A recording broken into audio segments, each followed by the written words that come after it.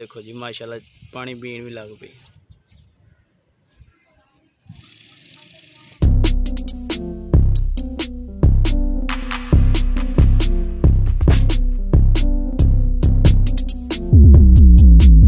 अस्सलाम वालेकुम जी, की हाल चाल है दोस्तों। आ नवा पेयर लैके आए कबूतरों का। माशाल्लाह चेक करो, तुहानू ताला खोल के हुण चेक कराउना। आ चेक करो जी, दिलीवाल मादी आ ते टुकड़ी का नार आ जी वाइट रंग का। तो आ मादी आ। मजीद इन्होंने पकड़ के चेक कराउना ते तुसी भी चेक करो। आ चेक करो दोस्तों, माशाल्लाह कबूतर आ फुल ही पेपर वाइट आ। पेपर वाइट कबूतर है दोस्तों, चेक करो माशाल्लाह। कल लैके आया पेयर। आ चेक करो कतरे हुए आ माशाल्लाह। चेक करो कबूतर पहले ਜਿਹੜੇ ਸੀਗੇ ਉਹ ब्लैक रंग ਦੇ ਸੀਗੇ, लेकिन ਉਹ सेल करते ਸੀਗੇ। उस तो बाद लैके आया जी आह वाइट पेयर। चेक करो माशाल्लाह। आह नारा जी, आ मादी है जी। आ भी पकड़ के तुहानू शो कराउना। ਇਹਦਾ हैगे कतरे हुए आ कतरी हुई आ, सार हो रही है दोबारा। तो आ जरा है कतरिया होया। बाकी तुहानू मजीद आ पकड़ के दिखाना। आ चेक करो दोस्तों, आ हैगी जी मादी।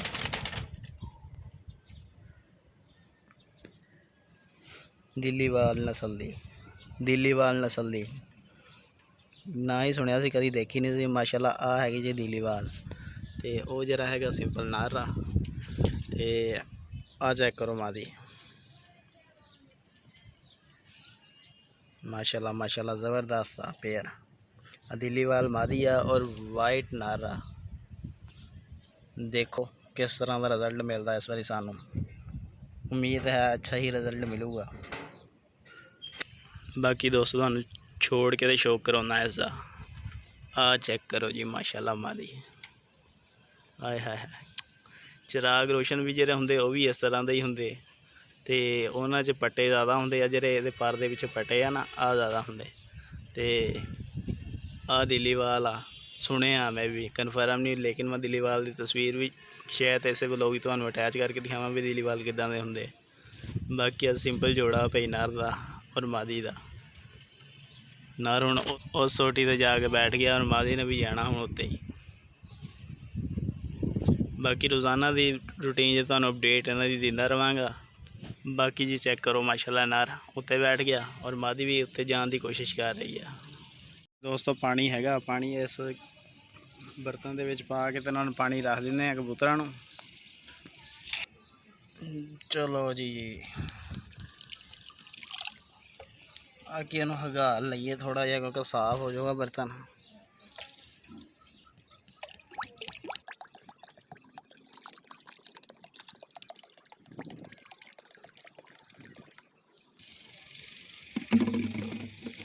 चलो जी बोतल तो हो गई जी खाली। हुण रखिए जी इस पानी नूं अंदर ताकि पी लें। लो जी बर्तन सैट करता और कबूतरी विच वड़ भी गई।